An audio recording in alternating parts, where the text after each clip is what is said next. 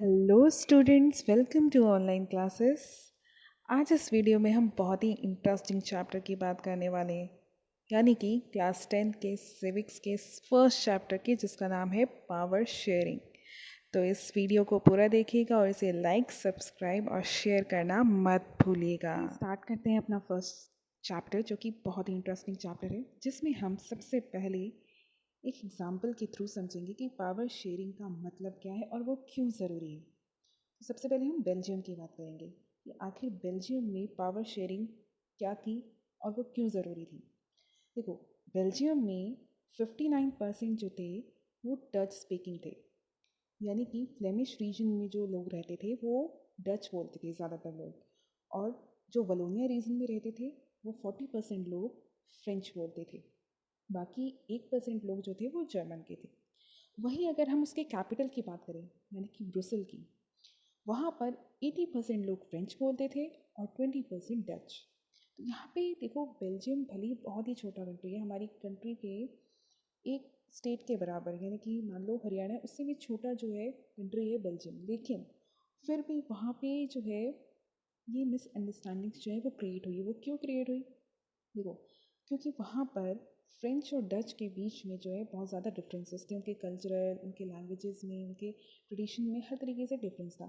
अब देखो, बेल्जियम में जो है वहाँ पर तो डच जो थे वो ज़्यादा थे, उनकी कम्युनिटी ज़्यादा थी, वो डच स्पीकिंग लोग ज़्यादा रहते थे। वहीं अगर हम उसकी कैपिटल की बात करें तो वहाँ फ्रेंच ज़्यादा रहते थे। तो अब प्रॉब्लम क्या अराइज हुई बेल्जियम में? पहली प्रॉब्लम थी कि फ्रेंच कम्युनिटी जो थी वो बहुत रिच थी और बहुत ही पावरफुल भी थी। किससे? डच कम्युनिटी से। लेकिन अगर हम बेल्जियम में देखें तो ज़्यादा कम्युनिटी किसकी है? डच की है। तो लेकिन फ्रेंच जो थे वो पावरफुल भी थे और रिच भी थे।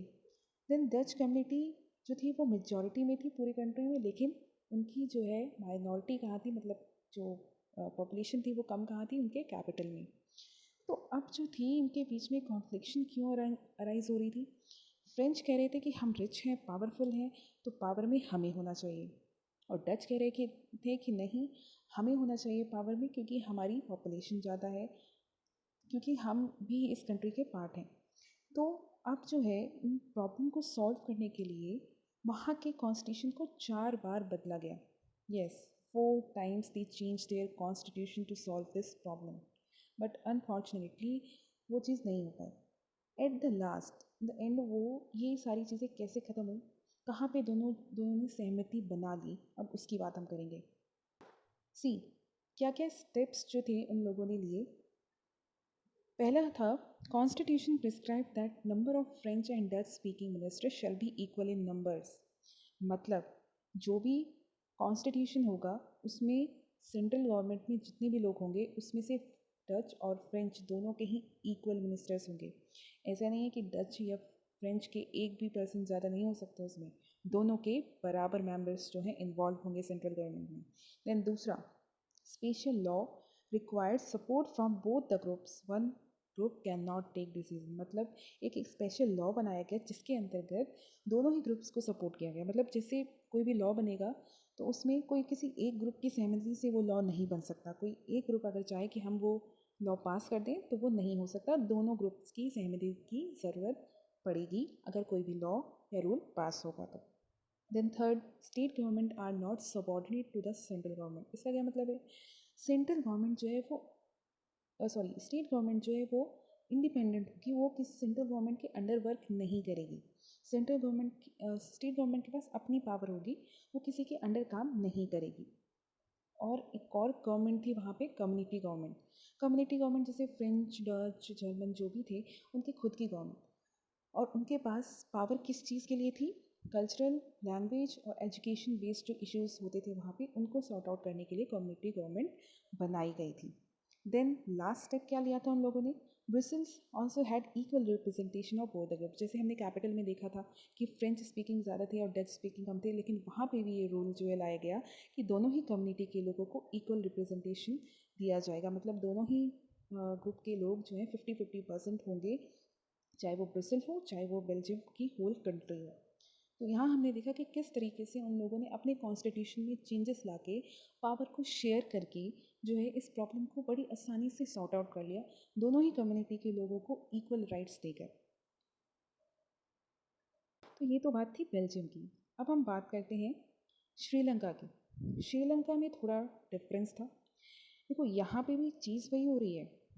जैसे यहाँ पे 74% जो थे वो सिन्हाला स्पीकिंग थे, मतलब सिन्हाला लैंग्वेज बोलते थे, जो कि बुद्धिस्ट रिलीजन को अपनाते थे।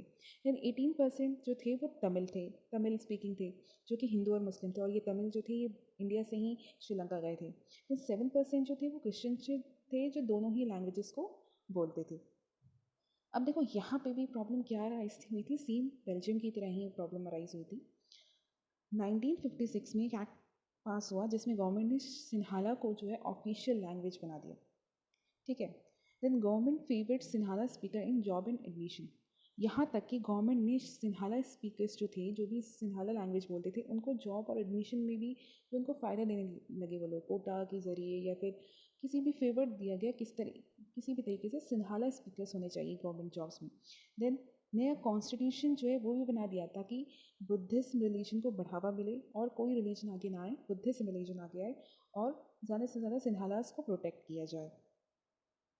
तो श्रीलंका में जो कॉन्स्टिट्यूशन बना वो बिल्कुल अपोजिट था बेल्जियम से। बेल्जियम में ने दोनों ही कम्युनिटी के लोगों को जो है इक्वल राइट्स दिए, लेकिन श्रीलंका में ऐसा नहीं हुआ। वहाँ पर सिर्फ और सिर्फ सिन्हाला कम्युनिटी को जो है, मेजॉरिटी को जो है पावर दी गई और उन्हीं को सारे जो है फैसिलिटीज़ भी प्रोवाइड किए गए। अब इसका इम्पैक्ट क्या पड़ा? बहुत ही वर्स्ट इम्पैक्ट पड़ा तमिल्स का। It increase the feeling of alienation. जो तमिल्स थे उन्हें लगने लगा कि हमारी कंट्री में हमारा कोई वजूद ही नहीं है।